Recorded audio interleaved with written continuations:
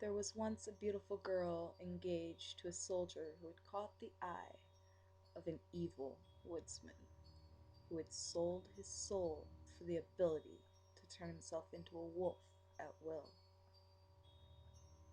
He lay in wait for the girl when she was walking home one day and accosted her, begging her to elope with him.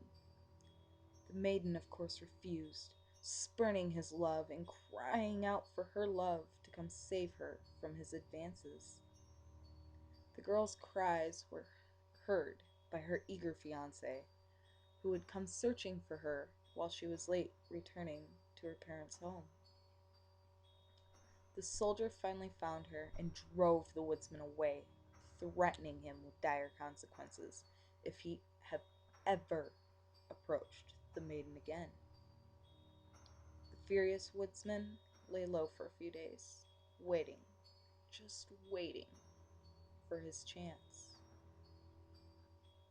And that chance just so happened to come on the girl's wedding day. She was dancing happily at her wedding reception with a group of her friends when the woodsman, in the form of a wolf, leapt upon her and drug her away with him. The enraged bridegroom gave chase, but the wolf and his bride had disappeared into the thick, dark forest and were never seen again.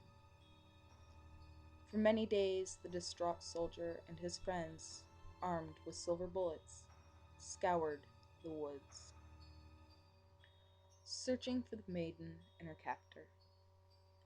Once the soldier thought he saw the wolf and shot at it, but upon reaching the location, he just found a piece of the wolf's tail lying upon the ground.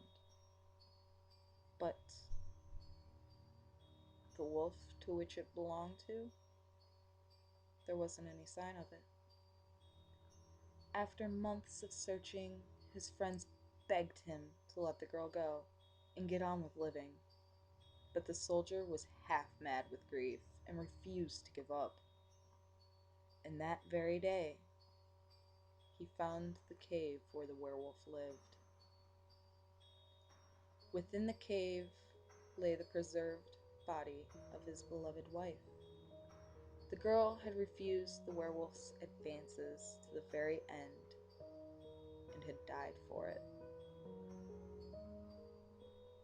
After his murderous fury had died away, the werewolf had tenderly laid the body of the girl he had loved and killed into a wooden coffin, where it would be safe from predators, and he came to visit her grave every single day.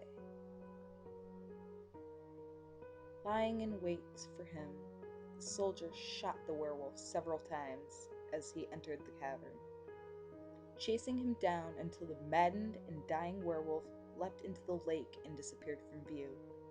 The soldier sat by the lake with his gun in hand, staring into the rippling waters for hours as the catfish ate the bloody bits of the wolf that was floating now on top of the surface of the water.